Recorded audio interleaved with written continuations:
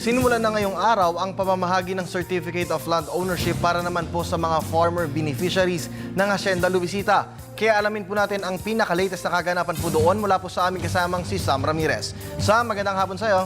Yes, magandang hapon din sa iyo, Kirby. Katatapos nga lang ng pag-distribute ng Certificate of Land Ownership Award o titulo ng lupa ng Hacienda Luisita, ang Department of Agrarian Reform, yan ay pinaunahan ni Secretary de los Reyes at ni Provincial Agrarian Reform Officer Eliona Pangilinan. At nag-umpisa sila sa Barangay Pando dito sa May Concepcion, Tarlac. Itong Barangay Pando ay isa sa mga 10 barangay na nakatakdang makatanggap ng kanilang mga titulo ng lupa. At out of 6,212 beneficiaries ay 597 beneficiaries ang nakatanggap ng kanilang titulo ngayong araw. Itong 597 na to, sila yung mga taga-Barangay Pando. At kanina, alam mo, Kirby, very emotional yung mga farmer beneficiaries na nakatanggap ng kanilang titulo kasi karamihan sa kanila matanda na, ilang taon pa nilang hinintay itong panahon na ito na mahawakan nila yung titulo at masabi nila na kanila yung lupa.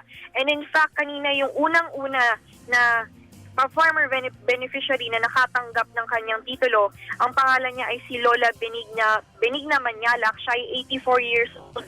At simula pa nung panahon ng hapon ay kwento niya sa atin, talagang nandun na siya sa may Hacienda Luisita at nagtapanim na siya, nagbubungkal na siya ng lupa at talagang may mga nung kinakwento niya sa atin yung kanyang pakiramdam nung binigay sa kanya ni Secretary de los Reyes yung titulo ng kanyang lupa.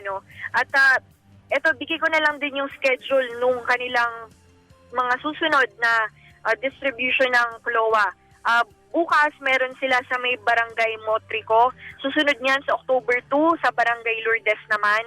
At next week na ulit sa October 8 Barangay Parang, sa October 9 sa Barangay Mabilog, sa October 10 naman magaganap yan sa Barangay Bantog, o sa October 15 Barangay Kutkut, October 16 sa Barangay Asturias, at October 17 sa Balete, at ang pinakahuli October 18 sa Mapalaksyaw. Tinataya nga abot ng 3 linggo itong pamimigay ng Certificate of Lot or Land Ownership Award or titulo.